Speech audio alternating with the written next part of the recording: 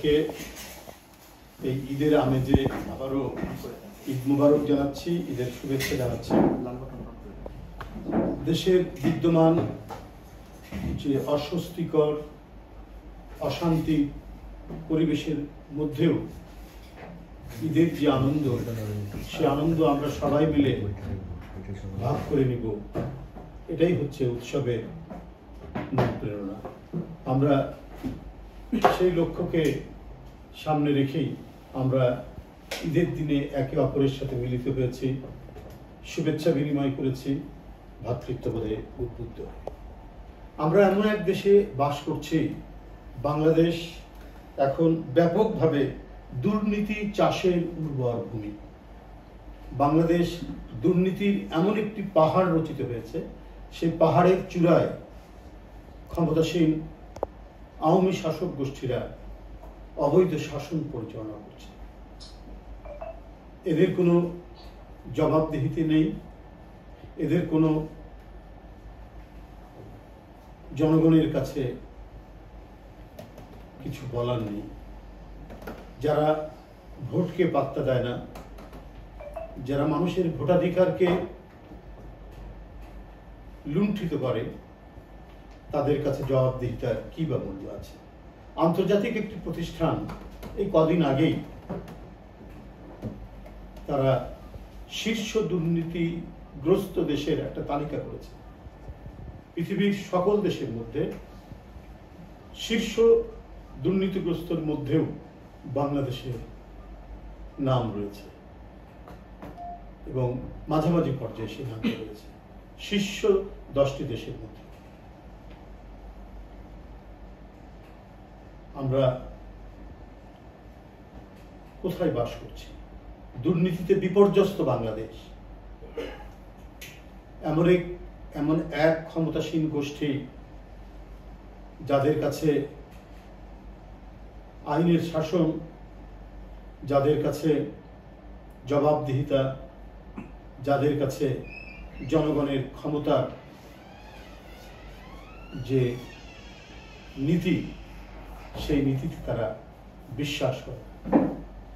বরং একজন সন্ত্রাসীর যে বৈশিষ্ট্য, একজন দস্যুর যে মনোবৃত্তি, এই নিয়েই তারা কাজ করছেন বলেই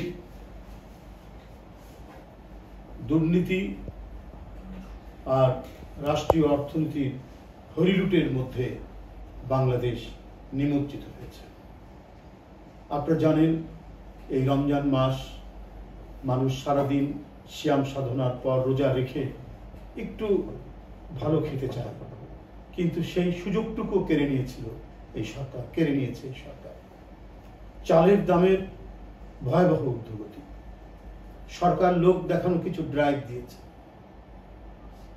কিছু জরিমানা করেছে, কিন্তু যারা অসাধু ব্যবসায়ী, তারা সরকারের কোনো পদক্ষেপকে পাত্তা দেয়নি, কারণ এরা তো সরকারের লোক।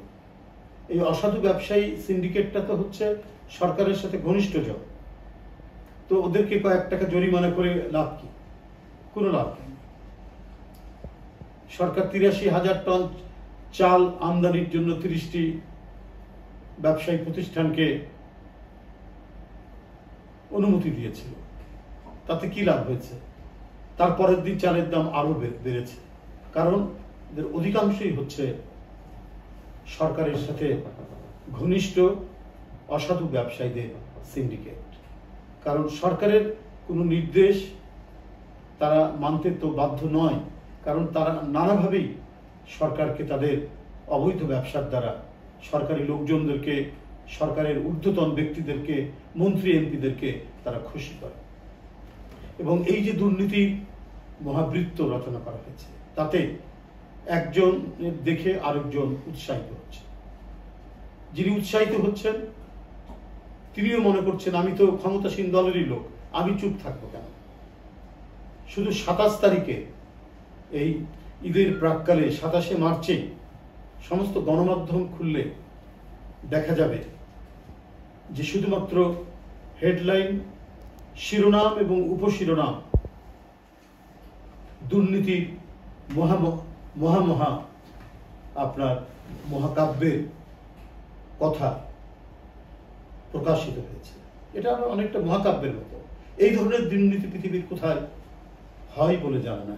সুতরাং একবারে কল্প কাহিনীকেও ছাড় বানিয়েছে, যেটি বাস্তবতা, যেটি বাস্তব দুর্নীতি।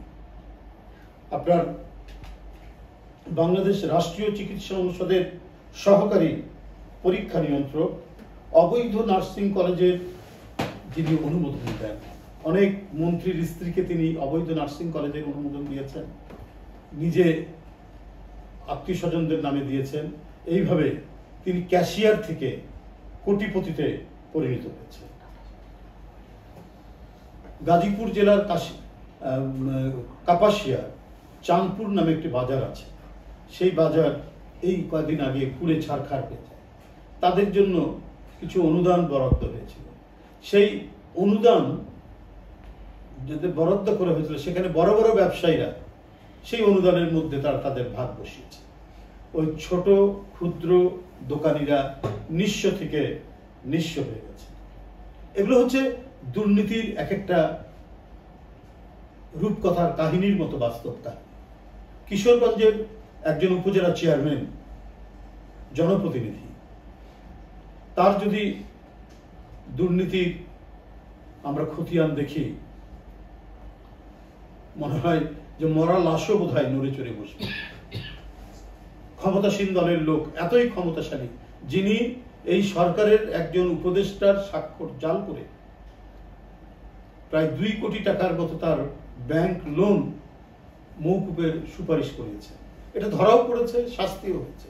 কিন্তু তার দুর্নীতিটা ধরা পড়েছে, স্বাক্ষরটা যে জাল সেটা ধরা পড়েছে, কিন্তু সে অপরাধী ব্যক্তি ধরা পড়েননি। কিশোরগঞ্জের সেই উপজেলা চেয়ারম্যান, এবং এই সাজা থাকা অবস্থায়, তার বিরুদ্ধে অভিযোগ থাকা অবস্থায় আবার তৃতীয়বারের মতো তিনি উপজেলা চেয়ারম্যান হয়েছেন। তিনিও ক্ষমতাসীন দলের একজন প্রভাবশালী ব্যক্তি, যার কারণে পুলিশের ধরা ছোঁয়ার বাইরে তিনি অবস্থান করছেন। চট্টগ্রাম রেলওয়ে পূর্বাঞ্চলের নিরাপত্তা বাহিনীর একজন সদস্য এত প্রভাবশালী, এতই ক্ষমতাশালী যে তিনি নিয়োগ, বদলি, বাণিজ্য, কোয়ার্টার দখল এবং কেনাবেচার কাজ সব তার নিয়ন্ত্রণে। কারণ তিনি ক্ষমতাসীনদের মদতপুষ্ট, কেউ তার কেশাগ্র স্পর্শ করতে পারে না। বন্ধুরা, এটি তো একটা একদিনের একটা খণ্ডচিত্র আপনাদের সামনে বললাম, যেগুলো ইতিপূর্বে এই বিগত 15-16 যুগ ধরে জানা গেছে, প্রকাশিত হয়েছে গণমাধ্যমে, সেগুলো তো আছে। আমি শুধু একদিনের সংবাদপত্রে যেগুলো বেরিয়েছে তার একটা খণ্ডচিত্র আমি আপনাদের সামনে।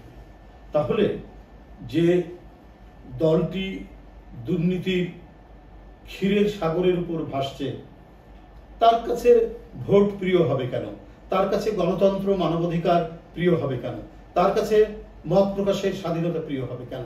কারণ এগুলো ছাড়াই তো তিনি এবং তার দল ক্ষমতাসীন থেকে অবাধে জনগণের টাকা লুটে নিতে পারছেন। এবং শুধু বাংলাদেশই নয়, পৃথিবীর বিভিন্ন ধনী দেশে তারা বানিয়েছেন এক একটি স্বর্গরাজ্য। আর এটার ফলশ্রুতি কি? যখন দুর্নীতিকে আশকারা দেওয়া হয়, যখন একটি দলের অনেককেই দুর্নীতিতে নিমজ্জিত রাখতে সুযোগ দেওয়া হয়, এরপরে হয় আধিপত্য বিস্তারের পালা। যারা দুর্নীতিতে শত শত কোটি টাকা উপার্জন করেছেন, এখন তাদের দরকার ক্ষমতা, এখন তাদের দরকার এলাকায় আধিপত্য। আর এলাকায় আধিপত্যের এই জেরে আপনার জনপদের পর জনপদ রক্তাক্ত হচ্ছে। শুধুমাত্র তাদের নিজেদের এক একটি এলাকায় কে কত বেশি আধিপত্য বিস্তার করতে পারে, কে কত বেশি এলাকায় প্রভাব বজায় রাখতে পারে, এই জন্য তারা রক্তের হোলি খেলায় দিতেছে। গতকাল মুন্সিগঞ্জে আপনারা দেখেছেন, আজকে সকালে মুন্সিগঞ্জে আপনারা দেখেছেন কিভাবে আধিপত্য বিস্তার নিয়ে সেখানে রক্তের হোলি খেলায় মেতে উঠেছে। এবং গতকাল যশোরে সেখানে আপনারা দেখেছেন যে কীরকমভাবে আপনার দুই পক্ষ, অর্থাৎ ক্ষমতাসীন দলের দুই পক্ষ তারা নিজেদের মধ্যে অস্ত্রের প্রতিযোগিতায় মেতে উঠেছিল এবং একে অপরকে গুলি করেছে, রক্ত ঝরিয়েছে। এটা কিছুই না, এটা হচ্ছে এই যে পাহাড় সম দুর্নীতিতে আঙ্গুল ফুলে কলাগাছ হয়ে যাওয়া ক্ষমতাসীন দল এবং এর অঙ্গ সংগঠনের নেতাকর্মীরা যারা এত বিপুল অর্থবিত্তের মালিক হয়েছেন, অক্লেশে কোনো পরিশ্রম ছাড়াই যারা এই বিপুল অর্থবিত্তের মালিক হয়েছেন, তারা এখন এলাকার আধিপত্যে কার বেশি আধিপত্য এই কর্মকাণ্ডে নিয়োজিত থাকতে এখন নিজেরাই নিজেদের লাশ ফেলছে, নিজেরাই নিজেদের রক্ত ঝরাচ্ছে। এই হচ্ছে ঈদ উত্তর এবং ঈদের প্রাক্কালে সরকারি দলের লুটপাটের কাহিনী এবং সন্ত্রাস সিন্ডিকেটের কাহিনী। এর মধ্যে দিয়েই সাধারণ মানুষ অনাহারে অর্ধাহারে বছর ঘুরে আসা এই আনন্দের দিন তাদের কেটেছে নিরানন্দে। তারা কেটেছে আতঙ্কের মধ্যে, তাদের কেটেছে ভয়ের মধ্যে। সন্ত্রাস এবং আতঙ্ককে উপহার দিয়েছেন শেখ হাসিনা সারা দেশবাসীর কাছে। এই পরিস্থিতি থেকে আমাদের পরিত্রাণ পেতে হবে। এই পরিস্থিতির জন্য লড়াই করতে গিয়ে জীবন সংগ্রামে করে যাচ্ছেন এখন এদেশের গণতন্ত্রকামী মানুষের এক উজ্জ্বল প্রতীক দেশনেত্রী বেগম খালেদা জিয়া। আজও রোগে শোকে তিনি গণতন্ত্রের তার যে মূল প্রত্যয়, এই মূল প্রত্যয় থেকে তিনি সরে আসেন। তিনি সেই গণতান্ত্রিক সংগ্রামকে তার অতীতে তিনি যেভাবে বিজয়ী করেছিলেন, এখনো এই গুরুতর অসুস্থ রোগসজ্জাতে তিনি তার কর্তব্য কর্ম, তিনি তার গণতন্ত্রের প্রতি, দেশের স্বাধীনতা সার্বভৌমত্বের প্রতি তার যে অঙ্গীকার, সেখান থেকে বিন্দুমাত্র টলেনি। এবং তাহার উত্তরসূরি যিনি এই কঠিন দুঃসময়ের মধ্যে গণতন্ত্র ফেরানোর জন্য সংগ্রাম করছেন, প্রতিনিয়ত যিনি বাংলাদেশের বিভিন্ন জনপদ, তৃণমূল থেকে জাতীয় পর্যায় পর্যন্ত, পাড়া মহল্লা থেকে জাতীয় পর্যায় পর্যন্ত যিনি জনগণকে উদ্বুদ্ধ করছেন, বিএনপির ভারপ্রাপ্ত চেয়ারম্যান জনাব তারেক রহমান, তিনি দেশনায়ক তারেক রহমান, তিনি যে কাজ করে যাচ্ছেন, আমরা তার নেতৃত্বেই ইনশাআল্লাহ গণতন্ত্র ফিরিয়ে আনবো। এই দুর্বিনীত দুঃশাসন, এই গণশত্রুদের পরাজিত করে আমরা আবার মানবাধিকার, গণতন্ত্র, মত প্রকাশের স্বাধীনতাকে নিশ্চিত করব ইনশাআল্লাহ। আপনার সকলে